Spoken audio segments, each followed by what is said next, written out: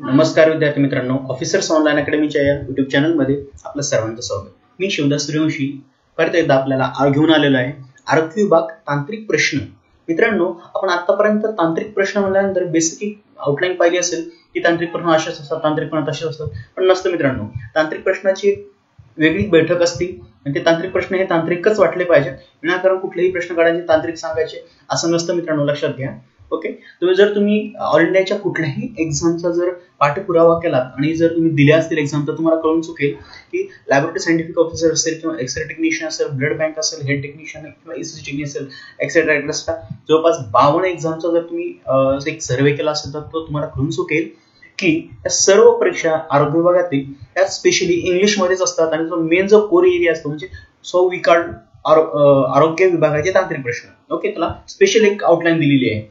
तर त्या अनुषंगाने जर आपण विचार केला त्या मतदारसंघात अतिशय महत्वाचे आपण तांत्रिक प्रश्न पाहणार आहोत. चालू करूया. बाकीचे प्रिव्हियस लेक्चर्स तुम्हाला ऐकायचे असतात त्याची लिंक डिस्क्रिप्शन बॉक्समध्ये मी ऑलरेडी देऊन ठेवलेली आहे, ती पाहू शकता. ओके, हा आगळा वेगळा आणि मराठीतील सगळ्यात प्रथम आरोग्य व टेक्निकल क्वेश्चन ओरिजिनल सिरीज आम्ही घेऊन आलेलो मित्रांनो.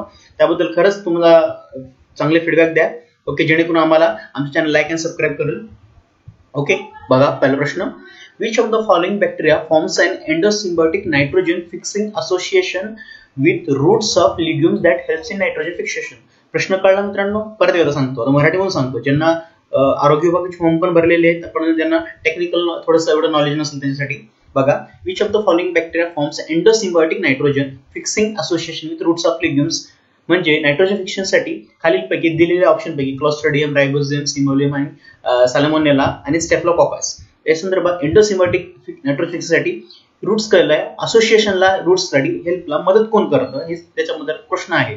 कळलं? ऑप्शन दिले आहेत क्लॉस्ट्रिडियम, रायझोबियम, सॅल्मोनेला आणि स्टेफिलोकोकस. तर याचं उत्तर आहे मित्रांनो, जर तुम्ही बेसिक क्वेश्चन जर कंप्लीट केला असेल तर उत्तर येतं येस, करेक्ट. काही जणांनी उत्तर दिलेलं आहे रायझोबियम. ओके, तर मी थोडं त्याबद्दल सांगतो मित्रांनो.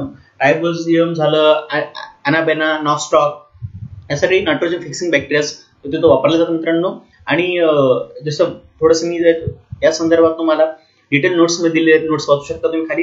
Rhizobium found in roots of legumes like peas, grams, pulses etcetera where it fixes atmospheric nitrogen as ammonia. ते काय करत असतं मित्रांनो? ऍटमॉस्फेरिक नायट्रोजन फिक्सेशन करत असतं, ते कळतंय. त्यामुळे त्याच्यामध्ये ते हेल्प करतं नायट्रोजन ऍज अमोनिया. ओके, आणि नंतर महत्वाचा मुद्दा आहे त्याच्यात येतं, त्याच्यात महत्वाचं काय येतं, which is then converted into useful amino acid. ते कशात कन्वर्ट होतं? नंतर ते अमायनो ऍसिड मध्ये कन्वर्टेड होतं. ओके, कळलं मित्रांनो? विच इज सिम्बायोटिक असोसिएशन आणि असिम्बायोटिक असोसिएशन असं प्रकारचं असतं ते. Okay, rhizobium found in roots legume, याचं उत्तर आहे रायझोबियम. उत्तर विसरू नका. ओके, नेक्स्ट पाहूया. Daltonism is the name referred to which of the following disorders, as the name was kept in honor of John Dalton, the father of atomic theory. Okay मित्रांनो, जसं आपल्याला the daltonism is the name refer to which of the following disorder, म्हणजे डाल्टनचं name जसं माहिती आहे आपल्याला की शास्त्रज्ञ किंवा सायन्स विश्वात प्रसिद्ध आहे मित्रांनो, the father of atomic theory. डाल्टनने काय केलं? फादर ऑफ ॲटॉमिक थेरी म्हणून माहिती आहे आपल्याला. पण डाल्टनिझम हा एक आजार पण आहे, तो खालीलपैकी दिलेल्या ऑप्शन पैकी कुठल्या ऑप्शनला फिट बसतो हे आपल्याला फक्त सांगायचं मित्रांनो. बघा, ऑप्शन आहे पहिला डिफनेस, दुसरा आहे कलर ब्लाइंडनेस आणि तिसरा आहे नाईट ब्लाइंडनेस आणि चौथा आहे ॲस्टमॅग्नेटिक. तर तुम्हाला याच्या 4 ऑप्शन पैकी कुठला आहे तर लक्षात घ्या मित्रांनो. जर सरळ विचार केला तर डाल्टनिझम म्हणजेच लक्षात घ्या तो येतो आजार हा कशा संदर्भात आहे? हा आजार कलर ब्लाइंडशी रिलेटेड आहे मित्रांनो. कशाशी आहे? कलर ब्लाइंडशी. ओके, नेक्स्ट मित्रांनो, अजूनही सांगतो, आरोग्य विभागाचा जर तुम्ही अभ्यास करताय ना, आरोग्य विभागाचा अभ्यास करताना बेसिकली काही गोष्टी लक्षात ठेवण्यासारख्या आहेत. जर तुमचा अभ्यास कंप्लीट नसेल तर तुम्हाला 5वी ते 12वी पर्यंतचा बेसिक सायन्स हा झालाच हवा आहे, किंवा नंतर एनसीईआरटीच्या नोट्स काढा, 1-2दा रिव्हिजन मारा. अडचण असेल तर आम्हाला प्रश्न विचारा, आम्ही त्याच्यावर रिप्लाय देण्याचा प्रयत्न करू. कारण शेड्यूल खूप टाईट असल्यामुळे किंवा दिवसभर बिझी असल्यामुळे कदाचित रिप्लाय देणं होणार नाही, कदाचित देणं होईल, पण बाकीच्या असंख्य रिप्लायमध्ये माझ्या लेक्चरमध्ये तुम्हाला तुमचे प्रॉब्लेम मॅक्सिमम सॉल्व्ह होतील अशी मी अपेक्षा करतो. ओके, नेक्स्ट क्वेश्चन पाहूया. In which of the following diseases seed therapy is used nowadays for treatment. म्हणजे लक्षात घ्या मित्रांनो, खालील दिलेल्या आजारापैकी किंवा आजारपैकी सीड थेरपी ही कुठल्या आजारावर सध्या तरी म्हणजे नाऊ डेज वापरली जाते. तो ऑप्शन आहे एड्स, दुसरा आहे ट्युबरक्युलोसिस, तिसरा आहे कॅन्सर आणि चौथा आहे अस्थमा. मित्रांनो लक्षात घ्या, seed therapy is mostly conferred. आणि तुम्ही आता सेलिब्रिटींना पाहत असाल जास्त जास्त कॅन्सरचा आजार होतो मॅडम मित्रांनो. तर फॉरेन जर विचार केला फॉरेनचा, फॉरेन म्हणजे थोडक्यात अमेरिका असेल, रशिया असेल, चायना असेल, या भागात जनरली कॅन्सर संदर्भात ही ट्रीटमेंट खूप मोठ्या प्रमाणात वापरली जाते मित्रांनो. ओके, कॅन्सर संदर्भात. ओके, नेक्स्ट क्वेश्चन बघा मित्रांनो. नेक्स्ट क्वेश्चन आहे mammalian embryo which among the following is the outermost membrane that serve as an exchange between embryo and environment. म्हणजे मॅमेलियन एम्ब्रियो जो आहे तो आउटरमोस्ट असं कुठलं लेअर असतं किंवा एम्ब्रियन दॅट सर्व कशामध्ये सर्व करतं, एम्ब्रियो आणि एन्व्हायरमेंट मध्ये. म्हणजे त्याला गॅस इन्फॉर्मेशन असेल किंवा ऑक्सिजन असेल, श्वसन कर असेल, अशा असंख्य बाबी कंप्लीट करण्यासाठी खालीपैकी एम्ब्रियो, मॅमेलियन एम्ब्रियो कशासाठी उपयोगात आणला जातो किंवा त्यामध्ये काय असं असतं पर्टिक्युलर खालीपैकी दिल्यापैकी जे इज द आउटरमोस्ट मेम्ब्रेन असतं दॅट सर्व ॲज एक्सचेंज, म्हणजे गॅस एक्सचेंज करायचं म्हणजे थोडक्यात जीवन प्रणाली मित्रांनो. त्यासाठी एक्सचेंज खाल्ल्याचं त्याचं उत्तर आहे कोरियन. त्याचं उत्तर आहे कोरियन. लक्षात येते मित्रांनो, त्याचं उत्तर आहे कोरियन. विसरायचं नाही. हा क्वेश्चन खूप व्यवस्थित फिट झालेला आहे मित्रांनो, लक्षात घ्या. नेक्स्ट क्वेश्चन बघा, which is the main function of lymphocytes. मित्रांनो लक्षात घ्या, is a part of bloods. जर तुम्ही 8वी आणि 10वीची पुस्तकं थोरोली एनसीईआरटीचं वाचले असेल त्यामध्ये हा प्रश्न दिलेला मित्रांनो. आणि 11वीच्या 12वीच्या पुस्तकामध्ये खूप छानपैकी त्याने एक्सप्लेन करून सांगितलेलं मित्रांनो. What is the main function of lymphocytes. पहिल्यांदा ते लिम्फोसाइट्स काय असायला पाहिजे ते माहिती, नंतर फंक्शन कळेल मित्रांनो. ओके, लक्षात घ्या मित्रांनो, हा ब्लडचा जरी पार्ट जर असला WBC आणि RBC ह्या काय आहे, त्याचे फंक्शन्स काय पाहिजे मित्रांनो. कसं आहे, आता एखादी जर फॉरेन इन्व्हेटर्स किंवा एखादं फॉरेन मटेरियल आपल्या बॉडीत आल्यानंतर ते शोधणं आणि त्याच्या विरुद्ध अँटीबॉडीज किंवा अँटीजेन्स तयार करणे असे काम हे लिम्फोसाइट्सचं काम असतं मित्रांनो. त्यामुळं प्रोडक्शन ऑफ अँटीबॉडीज पहिलंच त्याचं हे ऑप्शन येतं, प्रोडक्शन ऑफ अँटीबॉडी त्याचं उत्तर आहे मित्रांनो. ओके, कन्फ्युज होऊ नका, डिरेक्टली उत्तर पाठ करा मित्रांनो. ओके, आणि तुमचं सिलेक्शन निश्चितच आहे या विचार ठेवून पुढे चला, कारण मी पुढचे 15 ते 20 लेक्चर मध्ये तुमचे जवळजवळ 200 ते 250 क्वेश्चन कव्हर करणार आहे. त्यामुळे हे तुमच्यासाठी क्वेश्चनची मेजवानीच असणार आहे मित्रांनो. ओके, नेक्स्ट क्वेश्चन पाहूया. नेक्स्ट बघा, मी थोडंसं लिम्फोसाइट बद्दल थोडं सांगतो ज्यांना माहित नसण्यासाठी. हे नोट्स तुमच्यासाठी खूप फायदेशीर ठरते मित्रांनो, लक्षात घ्या. पॅथोजेन्स कंटेन सर्टन केमिकल्स कॉल्ड अँटीजेन्स. म्हणजे पॅथोजेन जर त्याला सर्टन केमिकल असतात मित्रांनो. Okay, when a pathogen enters in the body, the antigens stimulate the lymphocytes to produce antibodies. म्हणजे जर जेव्हा मी मगाशी सांगितलं मित्रांनो, जर एखादा फॉरेन मटेरियल आपल्या बॉडीमध्ये आला तर त्याच्या विरुद्ध लढण्यासाठी, म्हणजे सैनिक पेशी म्हणतो ना आपण, तशा सैनिक सेल लढण्यासाठी, त्याच्या विरुद्ध ते कार्य करण्यासाठी antigens stimulate the lymphocytes. Antigen काय करतात, lymphocytes stimulate the lymphocytes to produce antibodies. Antigen तयार केल्यानंतर त्यापासून अँटीबॉडीज तयार होतात त्याच्या फॉरेन मटेरियलला लढण्यासाठी, म्हणजे शरीरात प्रतिकात्मक शक्ती, थोडक्यात मराठीत सांगायचं प्रतिकार क्षमता तयार करण्यासाठी ते उद्युक्त करणे. ओके, नेक्स्ट क्वेश्चन पाहता, सॉरी नेक्स्ट एक्सप्लेनेशन पाहूया थोडंसं. Lymphocytes secrets globulin. मित्रांनो हा पण क्वेश्चन आलेला बघा, मी याच्यामध्ये दिलेला आहे, अर्थ लक्षात घ्या. हा क्वेश्चन 2 ते 3 वेळेस रिपीट झालेला आहे, लक्षात घ्या. Lymphocytes secrete globulins which are known as the antibodies. Lymphocytes antibodies काय आहे मित्रांनो, तर लिम्फोसाइट्सचा अँटीबॉडीज काय, ग्लोब्युलिन. लक्षात ठेवा, विसरू नका मित्रांनो. जर हे विसरला तर एक्झाम विसरा. Okay, these antibodies to help the fight specific antigens that attack the body. काय करतात ते, बॉडीला अटॅक करण्यासाठी प्रिव्हेंट करतात. लक्षात घ्या मित्रांनो, इट्स व्हेरी इम्पॉर्टंट आणि व्हेरी स्पेसिफिक आहे, हे पाठ करायला विसरू नका. ओके, नेक्स्ट क्वेश्चन पाहू. नेक्स्ट बघा, gnathology is the study of which of the following. मित्रांनो लक्षात घ्या, ज्ञान म्हणजे लक्षात घ्या एक सिस्टम आणि ऑलॉजी म्हणजे अभ्यास. मित्रांनो लक्षात घ्या, आतापर्यंत जे आपण अभ्यास केलाय बॅक्टेरियोलॉजी किंवा मग व्हायरोलॉजी, ऑर्निथॉलॉजी अशा प्रकार त्याच्या आणि डॅश ऑलॉजी OLOGY असं लागतं. ते ग्रीक वर्ड असतात मित्रांनो आणि ते ग्रीक मधून घेतलेले आहेत. त्यामुळे विशिष्ट तऱ्हेच्या विशिष्ट पद्धतीच्या अभ्यासाला ही लॉजी किंवा ती लॉजी असं म्हणलं जातं. त्यामुळे टीथ असेल, जॉ असेल किंवा मॅस्टिकेटरी सिस्टम असेल आणि किंवा टंग असेल, या प्रकारचे ऑप्शन दिले मित्रांनो. याच्यापैकी कुठला आहे तर उत्तर पाठ करा मित्रांनो.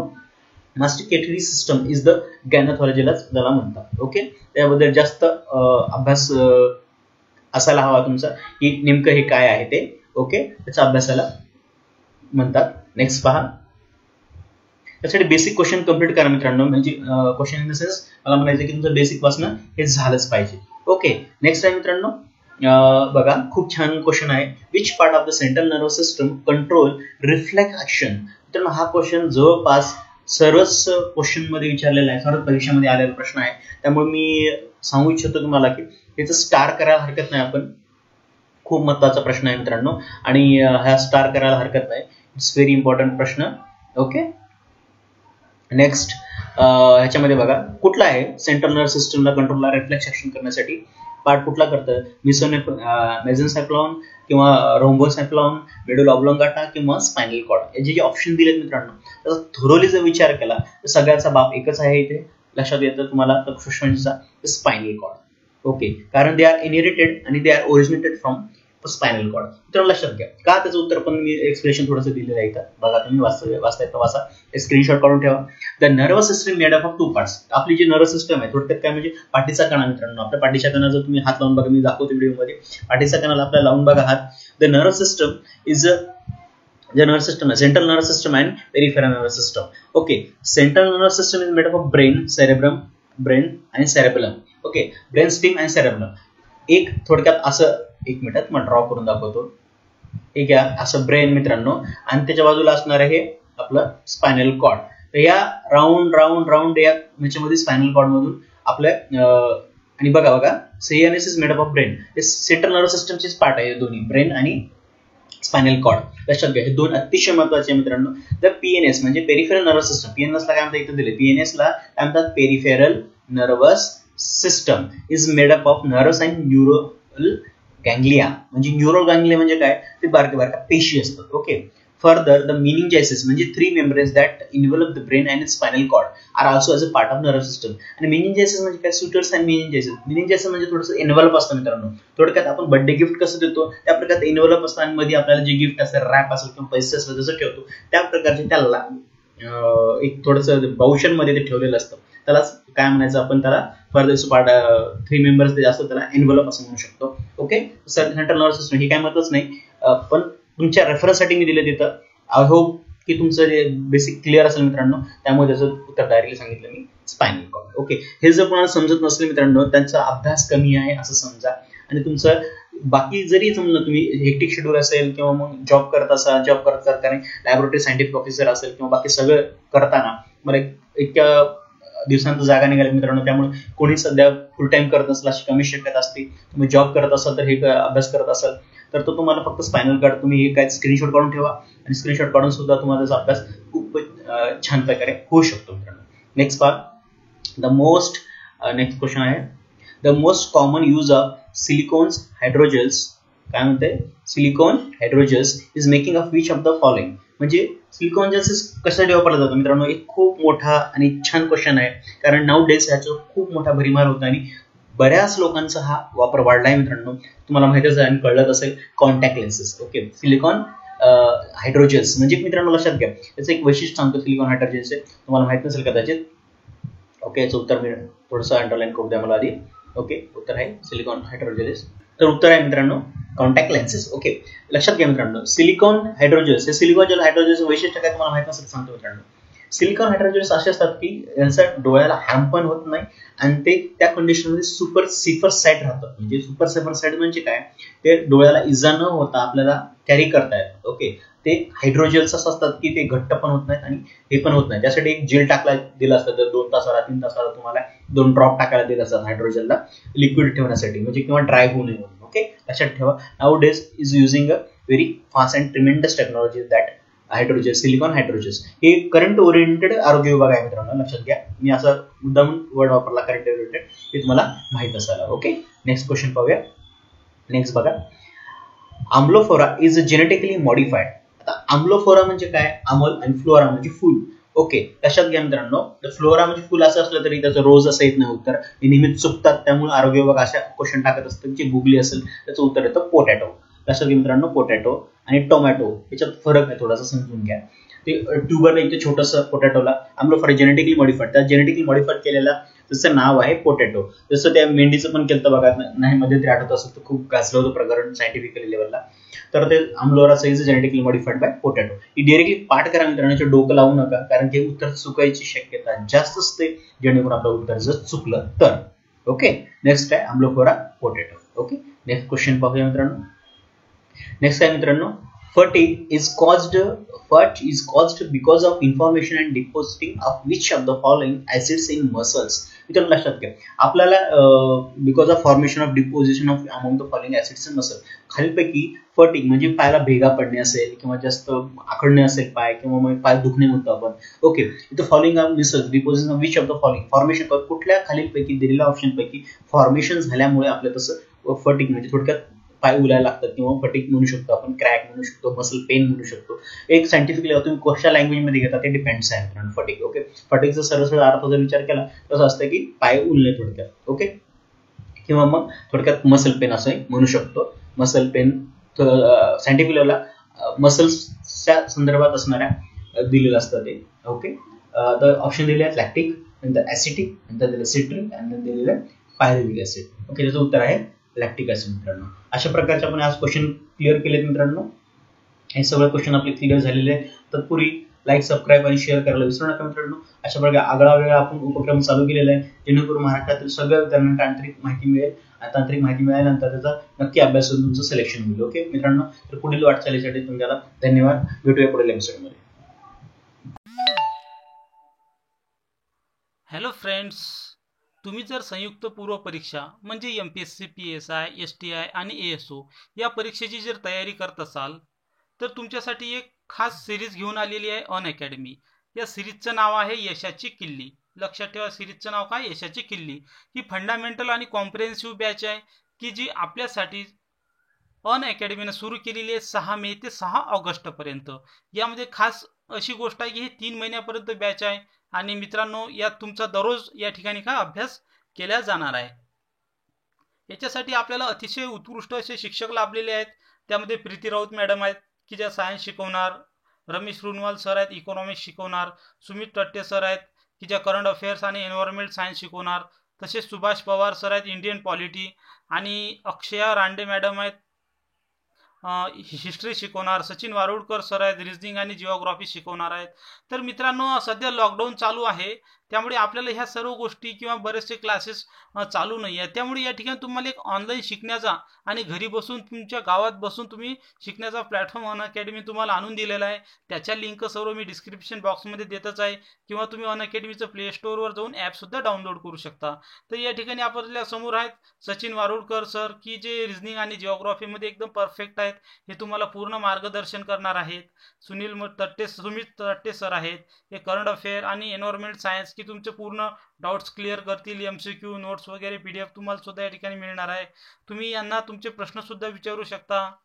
या ठिकाणी सुभाष पवार सर आहेत की जे गेले 5 वर्ष आले या ठिकाणी पॉलिटिक्स शिकवत आहेत आणि जवळपास प्रीती राऊत मॅडम आहे यांचा तर सायन्सवर एकदम हँड आहे. या ठिकाणी सुद्धा तुमचं सर्व विषयाची काय तयारी करून दिली जाणार आहे. तसेच अक्षय मॅडम आहेत, या एकदम परफेक्ट आहेत हिस्ट्रीमध्ये. तर मित्रांनो याच्याबद्दल तुम्हाला काही शंका असतील तर त्या ठिकाणी तुम्ही सुद्धा काय करू शकता. तर याच्यासाठी तुम्हाला फक्त एकच करायचं आहे, अनअकॅडमी ॲप डाउनलोड करायचं आहे किंवा मी खाली दिलेल्या लिंकवर जाऊन तुम्हाला काय हे व्हिडिओज पाहायचे आहेत. तर मित्रांनो आपण हे नक्की करा. काही तुमच्या सूचना असतील तर मला तुम्ही नक्की करा. धन्यवाद.